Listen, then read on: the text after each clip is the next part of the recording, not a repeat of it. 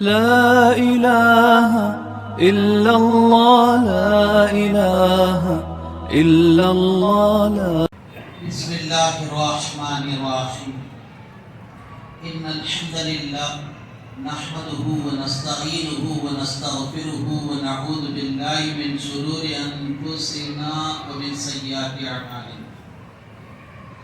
من يهده الله فلا مضل له ومن يضلل فلا هادي له.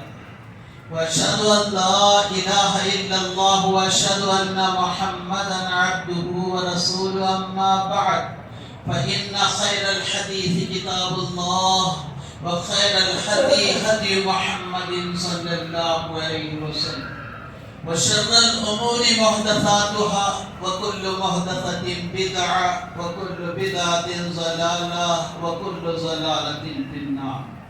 فأعوذ بالله من الشيطان الرجيم. بسم الله الرحمن الرحيم. يا أيها الذين آمنوا اتقوا الله حق تقاته ولا تموتن إلا وأنتم مسلمون. يا أيها الناس اتقوا ربكم الذي خلقكم من نفس واحدة وخلق منها زوجها وبث منهما رجالا كثيرا ونساء واتقوا الله الذي تساءلون به والأرحام إن الله كان عليكم رقيبا. يا أيها الذين آمنوا اتقوا الله وقولوا قولا سديدا يصلح لكم أعمالكم ويغفر لكم ذنوبكم ومن يطع الله ورسوله فقد فاز فوزا عظيما. بسم الله الرحمن الرحيم. وما خلقت الجن والإنس إلا ليعبدون. وقوله تعالى واعبد ربك حتى يأتيك اليقين. وقوله تعالى وقوله تعالى وآتِ ذا القربى حقه. وقوله تعالى اعبدوا الله ولا تشركوا به شيئا وبالوالدين إحسانا وبذي القربى. تمام تعریفیں و توصیفیں، ہر طرح کی تحمید و تمجید، ہر قسم کی تحلیل و تکبیر، ہما قسم کی حمد و ثنا صرف اللہ وحدہ لا شریک کے لیے زیبا و سزاوار. بعد اس کے نبی محترم صلی اللہ علیہ وسلم پر بے حساب لا تعداد بے شمار رنگین درود و سلام ہو. اللهم صل على محمد وعلى آل محمد كما صليت على إبراهيم وعلى آل إبراهيم إنك حميد مجيد. اللهم بارك على محمد وعلى آل محمد كما باركت على إبراهيم وعلى آل إبراهيم إنك حميد مجيد. اس مختصر حمد و نعت کے بعد قرآن عظیم الشان سے کچھ آیات میں نے آپ کے سامنے تلاوت کی ہے. اللہ رب العالمین کا ارشاد ہے ہم نے جنوں اور انسانوں کو اس لیے پیدا کیا تاکہ وہ ہماری عبادت کریں. جب بھی مجھ ناچیز کو یہاں پر حاضر ہونے کا موقع ملتا ہے برابر سورہ ذاریات کی آیت پڑھتا ہوں. خود کو بھی مقصد زندگی سے آگاہ کر لیتا ہوں اور آپ کو بھی یاد دلاتا ہوں. آپ کچھ بھی کر لیں، کیا بھی کر لیں، لیکن یاد رکھیے اللہ نے ہمیں جس مقصد کے لیے پیدا کیا ہے وہ صرف عبادت ہے. اور اسی طریقے سے عبادات کچھ مخصوص ایام، مہینے، وقتوں کے لیے نہیں. یہ عبادت ہمیں جب تک سانسوں کا سلسلہ جاری ہے، ہوش حواس کام کرتے رہے، اس وقت تک ہمیں عبادت کرنا. بھائی اور بزرگوں، اللہ رب العالمین کا بے پناہ احسان ہے. اس نے ہمیں حضرت انسان بنایا اور ساتھ ہی اسلام جیسی لاقیمت دولت عطا فرمائی. پیارے نبی صلی اللہ علیہ وسلم کا امتی بنایا. ایمان جیسی انمول نعمت عطا فرمائی. اور ان تمام کے ساتھ ساتھ کتاب اور سنت سے وابستہ کیا. اللہ سے دعا ہے اللہ رب العالمین ہم تمام کتاب و سنت کی روشنی میں زندگی گزارنے کی توفیق عطا فرمائے. قرآن عظیم الشان اللہ کی نازل کردہ آخری کتاب ہے بندوں کی. اب قیامت تک نہ ایک کتاب، کیونکہ اس کی ضرورت بھی نہیں، اور نہ کوئی نبی. اللہ کے نبی صلی اللہ علیہ وسلم کے ایک فرمان کے تناظر میں اب میرے پاس سے تم قیامت ہی کا انتظار کرو. ہماری زندگی کا مقصد جو ہے مختصر سا وقت ہوتا ہے جس کو ہم طول طویل سمجھتے ہیں، سالوں اس انداز سے نکل جاتے ہیں، ہمیں خبر بھی نہیں ہوتی اور پتہ بھی نہیں چلتا. بہرحال آدمی اگر اپنی زندگی کے تعلق سے غور کر لے تو وہ زندگی سے نکل کر ہر آنے والا دن اس کے لیے پیغام دیتا چلے جاتا ہے کہ کل والا دن ختم ہو گیا اور آج کا دن بھی ختم ہو گیا. تو زندگی سے آدمی دور اور موت سے قریب ہو رہا ہے. بھائی اور بزرگوں، اللہ نے ارشاد فرمایا وَاعْبُدُوا اللَّهَ وَلَا تُشْرِكُوا بِهِ شَيْئًا. تم اللہ کی عبادت کرو، اس کے ساتھ کسی کو شریک مت کرو. وَبِالْوَالِدَيْنِ احسانا، اپنے ماں باپ کے ساتھ حسن سلوک کرو، نیک برتاؤ کرو. وَبِذِي الْقُرْبَى، اور ساتھ میں رشتہ داروں. سورہ نساء کی آیت ہے. ایک اور آیت وَآتِ ذَا الْقُرْبَى حَقَّهُ، اپنے رشتہ داروں کے جو حقوق ہیں اس کو ادا کرو. بھائی اور بزرگوں، قرآن اور حدیث کی روشنی میں اس کی تعلیمات پر ہم غور کرتے ہیں تو حقوق دو حصوں میں تقسیم کیے ہوئے. حقوق رائٹس، ایک حقوق اللہ الحمدللہ جس سے بخوبی آپ واقف ہیں، اور دوسرا حقوق العباد یعنی بندوں کے آپس کے حقوق. یہ پیچیدہ مسئلہ ہے. حقوق اللہ میں بالکل اجمال اور اختصار کے ساتھ پہلا حق صرف اللہ کی عبادت کرنا، اس کے ساتھ کسی کو شریک نہیں کرنا. یہ بنیاد ہے، فاؤنڈیشن ہے، یہ مستحکم اٹوٹ اور مضبوط ہونا ہے. اگر آخرت میں نجات کی کوئی سبیل نکل سکتی ہے تو اسی عقیدے کا. دوسرا حق نماز ہے. اللہ نے ارشاد فرمایا وَأَقِیمُوا الصَّلَاةَ إِنَّ الصَّلَاةَ كَانَتْ عَلَى الْمُؤْمِنِينَ كِتَابًا مَوْقُوتًا. نماز قائم کرو، کیونکہ نماز اہل ایمان پر وقت مقررہ پر فرض ہے. نماز پڑھتے ہوئے بھی زندگی گزر سکتی ہے اور پڑھے بغیر بھی زندگی گزر سکتی ہے. اور یاد رکھیے، جس زمانے میں پڑھنے کا رہتا ہے چلتا پھرتا زمانہ، اس زمانے میں عبادتوں کا اہتمام کیجیے، ورنہ سوائے افسوس کرنے کے ہمارے ہاتھ کچھ نہیں آئے گا وقت نکلنے کے بعد. اور پھر اس کے بعد تیسرا زکوٰۃ دینا. اللہ نے فرمایا وَأَقِیمُوا الصَّلَاةَ وَآتُوا الزَّکَاةَ. قرآن میں متعدد مقامات پر نماز قائم کرو اور زکوٰۃ دو. اگر زکوٰۃ کی عدم ادائیگی ہوئی یعنی زکوٰۃ ادا نہیں کی گئی تو بان کیا گیا ہے، انتباہ دیا گیا ہے کہ خبردار قیامت کے دن تمہارے مال و متاع سونے اور چاندی کو تختیوں کی شکل دی جائے گی اور ساتھ میں دوزخ میں اس کو دبایا جائے گا، اور پھر اسی کے ذریعے سے آپ کی پیشانی، آپ کے بازو اور پیٹھ پر داغا جائے گا. تو بہرحال بھیانک معاملہ ہے. پھر پانچواں جو اللہ کا حق ہے اس کے گھر کی زیارت یعنی حج کا سفر. اگر آپ کے پاس استطاعت ہے تو برابر گھر کے سفر پر نکلیے. یہ بڑی تفصیلات ہیں، اس کی میں صرف سطحی طور پہ یہ 5 وقت کے طور پر آپ کے دماغ میں لے آیا. یہ حقوق اللہ ہے، یہ بندے اور اللہ کے درمیان کا معاملہ. اب جس پر اظہار خیال کرنا ہے یا لب کشائی کرنا ہے وہ آپس میں بندوں کے تعلقات کے سلسلے. ایک روایت مشکات کے اندر ہمیں یہ ملتی ہے کہ دفاتر قیامت کے دن 3 قسم کے رہیں گے. ایک دفتر وہ ہے جو مشرکوں کے لیے ہوگا، جس کے تعلق سے اللہ نے اعلان کر دیا ان اللہ لا یغفر ان یشرک بہ ویغفر ما دون ذلک. بے شک اللہ تعالیٰ شرک کو معاف نہیں کرتا، اس کے علاوہ وہ جو چاہے فیصلہ۔ دوسرا جو دفتر ہوگا وہ آپس میں بندوں کے حق تلفیوں، ظلم و زیادتی کے آپس میں بندوں کے تعلق سے، اور تیسرا جو دفتر ہوگا وہ اللہ اور بندے کے درمیان، جہاں تک اللہ اور بندے کے درمیان کا معاملہ ہے، اس کے عمل پر وہ چاہے تو مواخذہ کر کے سزا دے سکتا ہے، یا نہیں اللہ چاہے تو آپ کو معاف بھی کر سکتا ہے۔ وہ اس کی مرضی پر منحصر ہے، بندے کے پیش ہونے کے انداز سے۔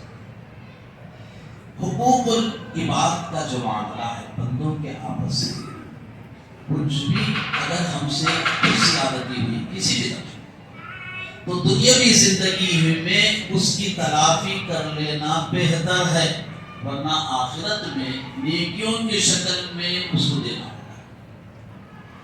اور قیامت کے دن اللہ رب العالمین پورے عدل و انصاف کے ساتھ لوگوں کے درمیان معاملہ کرے،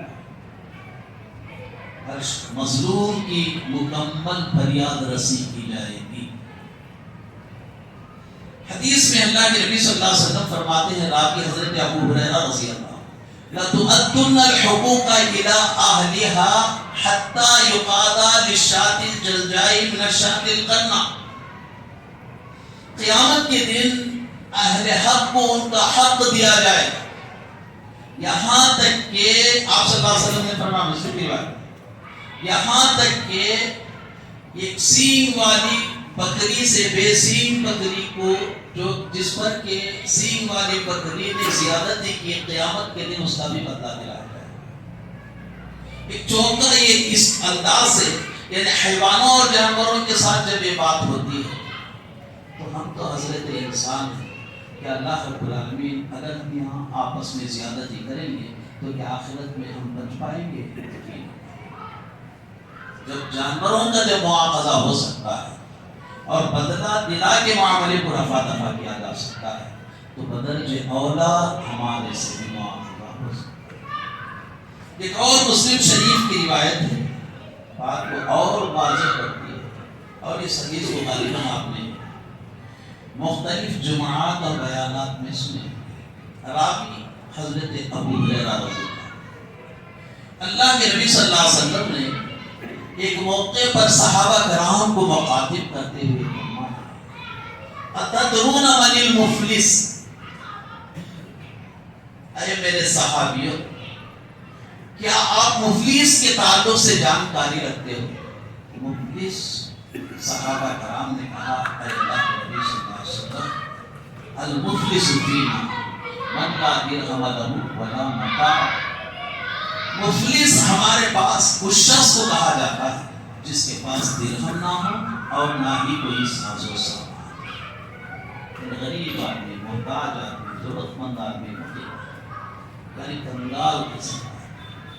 تو اللہ کے نبی صلی اللہ علیہ وسلم نے فوراً صحابہ کرام سے کہا کہ میں وہ نہیں، المفلس من امتی من یاتی یوم القیامت بصلاۃ وزکاۃ وصیام وزکاۃ، میری امت کا مفلس کنگال وہ ہے جو قیامت کے دن اللہ کے دربار میں جب پیش ہوگا تو وہ نماز کا اہتمام کیا ہوا ہوگا، زکوٰۃ کی ادائیگی کی ہوگی، اور روزوں کا بھی خوب اہتمام کیا ہوگا۔ یہ تو حقوق اللہ کی طرف سے۔ لیکن دوسری طرف سے اس سے جو ظلم و زیادتیاں ہوئی ہیں، وہ مظلوم اللہ سے فریاد کرتے ہوئے پہنچے۔ قیامت کے دن آپ نے جس مفلس کا ذکر کیا، وہ یاتی قد شتم ھذا، ایک شخص آیا، اس نے اس شخص کے تعلق سے جو بالکل حقوق اللہ میں پرفیکٹ تھا، اس شخص کے تعلق سے کمپلینٹ کرتے ہوئے کہا، اللہ رب العالمین، آج انصاف کا دن ہے جس کا مجھے انتظار تھا، قد شتم ھذا، اس نے مجھے گالی دی تھی۔ تو گالی کے لیے جو نیکیاں مقرر کی جائیں گی اس کے نیکیوں میں سے دینے کا سلسلہ شروع ہوگا۔ پھر اس کے بعد ایک اور فریادی حاضر ہوگا اور کہے گا اے اللہ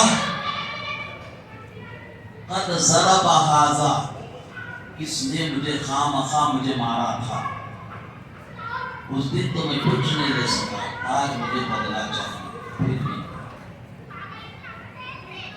ایک اور فریادی اللہ رب العالمین سے کہے گا اے میرے پروردگار آج انصاف کا دن ہے جس کا مجھے انتظار تھا،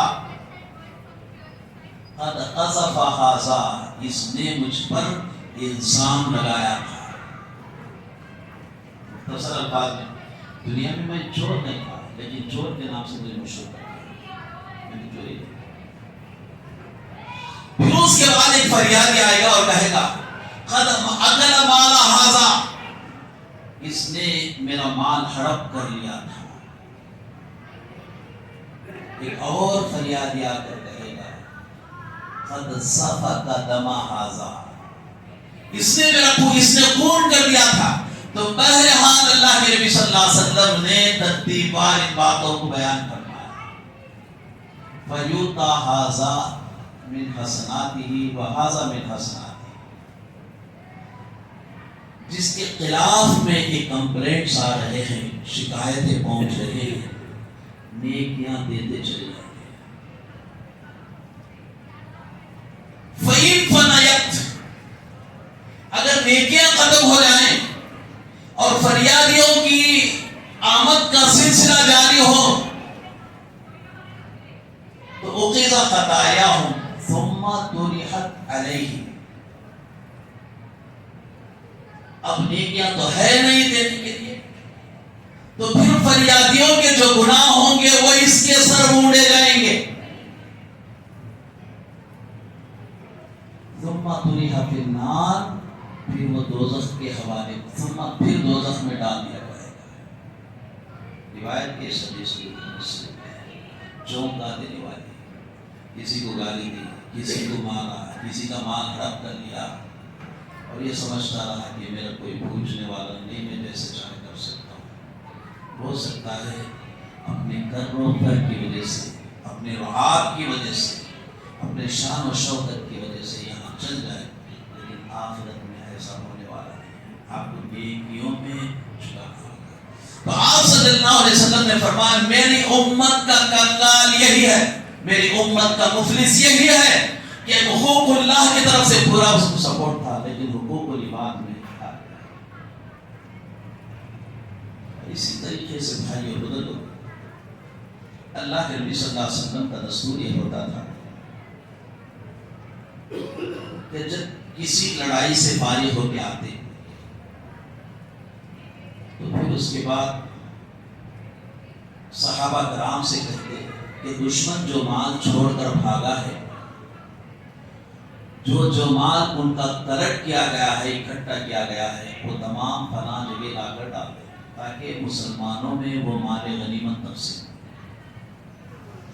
اس میں سے وہ پورے مال میں سے 1/4 5 حصوں میں سے ایک حصہ نکال کر باقی 4 حصے صحابہ کرام میں تقسیم کیے جاتے ہیں۔ چنانچہ ایک مرتبہ کا واقعہ ہے کہ ایک شخص ساری چیزیں مال غنیمت تقسیم ہونے کے بعد ایک شخص بال کی لگام لے کر آیا۔ اس نے کہا اللہ کے نبی صلی اللہ علیہ وسلم یہ مال غنیمت میں سے تھا جو میرے پاس رہ گیا۔ تو اللہ کے نبی صلی اللہ علیہ وسلم نے، اور یہ دستور ہوتا تھا، یہ طریقہ کار تھا کہ 1 سے 3 مرتبہ حضرت بلال رضی اللہ عنہ کے ذریعے اعلان کروایا جاتا تھا جس کے پاس جو مال ہے وہ لا کر لگا دے۔ تو اللہ کے نبی صلی اللہ علیہ وسلم نے غضب ناکی کا مظاہرہ کرتے ہوئے کہا اما سمیت بلالا ثلاثا، کیا تم نے 1 سے 3 مرتبہ حضرت بلال کو آواز دیتے ہوئے نہیں سنا؟ تو اس صحابی نے کہا ہمیں سن لیا۔ پھر اس کے بعد اس صحابی نے کچھ ایسا عذر پیش کیا اللہ کے رسول سے، رسول کے سامنے، جو کہ قابل قبول ہے۔ پھر اس کے بعد اللہ کے نبی صلی اللہ علیہ وسلم نے فرمایا کہ میں اب تو اس کو قبول کرنے والا نہیں ہوں، یہ تو اپنے پاس ہی رکھ لے، انت تجید بہ یوم القیامہ، یہ لے کر تو قیامت کے دن آئے گا۔ تو بہرحال خیانت، یعنی اگر وہ اسی ایمان میں آ جاتا تو بندوں میں تقسیم ہو جاتا، وقت پر نہیں پہنچانے کی وجہ سے اللہ کے نبی صلی اللہ علیہ وسلم نے قبول کرنے سے کہا۔ اسی طریقے سے اللہ کے نبی صلی اللہ علیہ وسلم کے غلام تھے، ایک لڑائی میں شہادت صحابہ کرام کے مقصد زندگی تھا۔ ایک لفظ میں اگر میں کہوں، صحابہ کرام شہادت پانے کے بے پناہ متمنی ہوتے تھے۔ جب بھی موقع ملا، جب بھی جو ہے الحمدللہ اگر موقع مل جائے لڑائی میں، اللہ کے راستے میں اپنے آپ کو قربان کرنا پسند ہے، اسی لیے لڑائی میں پیش بھی رہتے ہیں۔ تو بہرحال آپ کا یہ غلام ایک لڑائی میں شہید ہو گیا، تو صحابہ کرام شہادت پر غم اور افسوس نہیں، مبارکبادی دیتے تھے۔ تو صحابہ کرام اللہ کے نبی صلی اللہ علیہ وسلم کے پاس آئے اور کہنے لگے کہ آپ کا فلاں غلام شہید ہو گیا، مبارکبادی۔ تو اللہ کے نبی صلی اللہ علیہ وسلم نے کہا کہ نہیں، اس نے پچھلی دفعہ غلطی کی تھی، خیبر کے موقع پر اس نے یہ چادر جو غنیمت میں تقسیم ہونا تھا اس کو اٹھا لی تھی، اس نے یہی چادر اس پر دوزخ کی آگ بھڑکا رہی ہے۔ بہرحال بندوں کے معاملے میں بہت ہی کیئرفل اور ہوشیار رہنے کی ضرورت ہے حقوق کی ادائیگی میں۔ اللہ کے پاس بندوں کا بہت اونچا مقام ہے۔ ایک حدیث قدسی ہے مسلم شریف کی روایت، راوی حضرت ابو ہریرہ رضی اللہ عنہ، اللہ رب العالمین کے پاس بندے کا مقام کیسا ہے؟ قیامت کے دن اللہ تعالیٰ بندے سے کہے گا میں بیمار ہو گیا تھا، تو نے میری عیادت نہیں کی۔ بندہ کہے گا یا ربی انا اعوذک وانت رب العالمین، اے میرے پروردگار کیا میں تیری عیادت کروں جبکہ تو رب العالمین ہے؟ اس وقت اللہ کہے گا میرا فلاں بندہ بیمار تھا، تو نے اس کی عادت نہیں کی، اگر تو اس کی عادت کر لیتا تو میری رضا اور میری خوشنودی تجھے حاصل ہوگی۔ پھر اس کے بعد اسی روایت میں اللہ تعالیٰ بندے سے کہے گا میں بھوکا تھا اور مجھے کھانے کی ضرورت تھی، تو نے مجھے کھلایا نہیں۔ پھر بندہ وہی کہے گا یا ربی کیف اطعمک وانت رب العالمین، میں تجھے کھانا کیسے کھلا سکتا؟ نہیں، میرا فلاں بندہ بھوکا تھا، تو نے اس کے لیے کھانے کا انتظام نہیں کیا۔ اگر تو اس کے لیے کھانے کا انتظام کرتا تو میری خوشنودی، میری رضامندی تجھے حاصل ہو جاتی۔ اور اسی طریقے سے اسی حدیث میں اللہ تعالیٰ بندے سے کہے گا میں پیاسا تھا، مجھے پانی کی سخت ضرورت تھی، تو نے مجھے پانی نہیں پلایا۔ تو اس وقت بندہ کہے گا وَكَيْفَ أَسْقِيكَ، میں اے اللہ میں تجھے کیسے پانی پلا سکتا ہوں؟ جبکہ تو رب العالمین مطلب ایک تو ساری کائنات نہیں، میرا فلاں بندہ پیاسا تھا۔ تو الحمدللہ بندے کی یہ اہمیت ہے اللہ کے پاس، اگر اس کے ساتھ کچھ زیادتی ہوئی یقیناً اس کی حق تلفیاں ہوں گی تو یقیناً وہ شخص پر آ جائے گا۔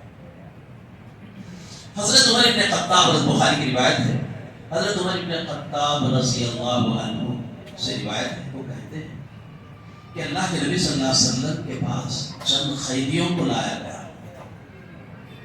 ان میں سے ایک خاتون تھی. تو پھر اس کے بعد وہ خاتون وہاں پر بڑی بے چینی سے کوئی چیز ڈھونڈتے ہوئے دکھائی دی. تو اچانک اس کو ایک بچہ مل گیا اور اس بچے کو اپنے پیٹ سے لگایا اور پھر اس کے ساتھ دودھ پلانے لگی.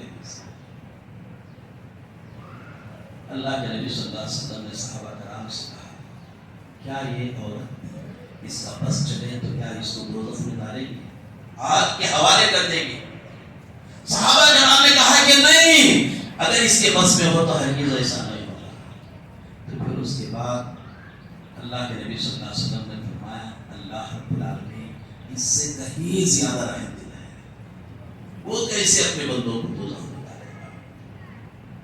تو میں کہ اللہ کے معاملے میں وہ جھوٹ مل جائے آپ کے انداز پیش ہونے میں, لیکن بندوں کے جو معاملات ہیں آپس میں جو بھی ہے رفع دفع, اگر کسی کو مارا معافی چاہتے, اگر کسی سے کوئی چیز ہم نے لے لی ہے موقف واپس کرنے کے موقف میں ہے تو دینا, اگر کوئی چیز کسی کی ہم نے قبضے میں رکھا ہے وہ اس کو واپس کرنا. تو بہرحال بندوں کے معاملات بہت ہی جو ہے آخرت میں اس کے تعلق سے بہت زیادہ پوچھ تاچھ ہونے والے ہیں.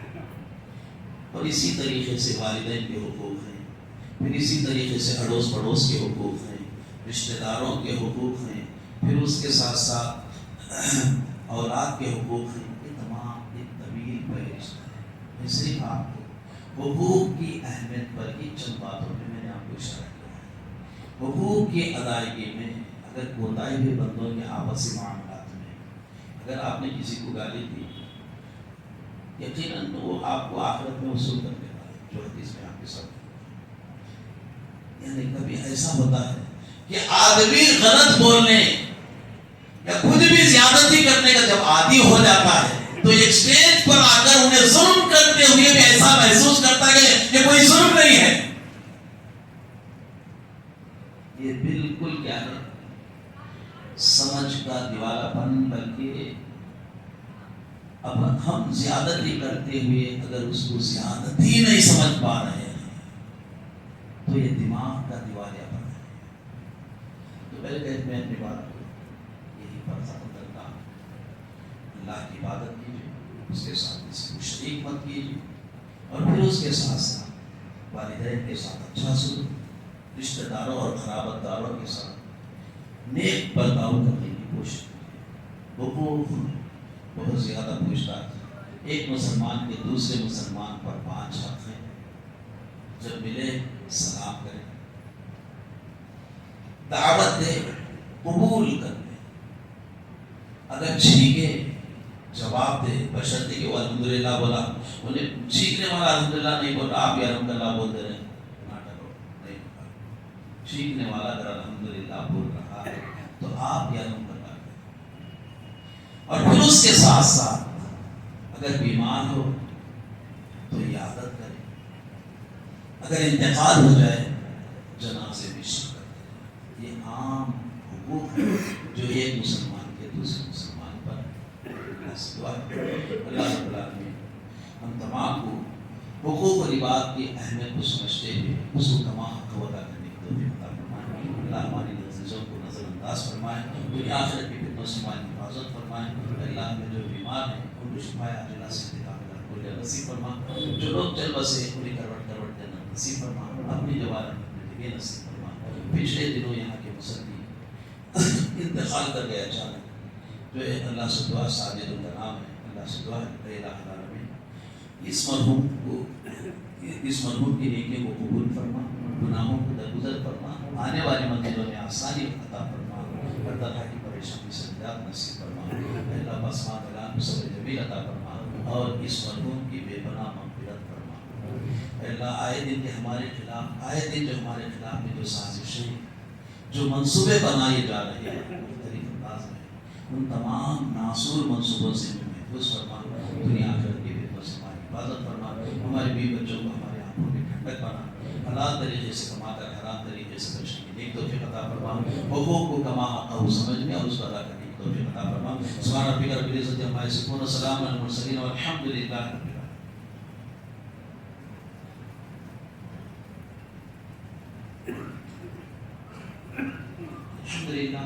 الحمد لله نحمده ونستعينه ونستغفره ونعوذ بالله من شرور انفسنا ومن سيئات اعمالنا. من يهده الله فلا مضل له ومن يضلل فلا هادي له. واشهد ان لا اله الا الله واشهد ان محمدا عبده ورسوله. اما بعد فاعوذ بالله من الشيطان الرجيم. بسم الله الرحمن الرحيم. ان الله وملائكته يصلون على النبي يا ايها الذين امنوا صلوا عليه وسلموا تسليما. اللهم صل على محمد وعلى ال محمد كما صليت على ابراهيم وعلى ال ابراهيم انك حميد مجيد. اللهم بارك على محمد وعلى ال محمد كما باركت على ابراهيم وعلى ال ابراهيم انك حميد مجيد. عباد الله رحمكم الله ان الله يأمركم بالعدل والإحسان وإيتاء ذي القربى وينهى عن الفحشاء والمنكر والبغي يعظكم لعلكم تذكرون. واذكروا الله يذكركم ويستجب لكم ولذكر الله تعالى وأولى وأقوى وأتم وأكبر.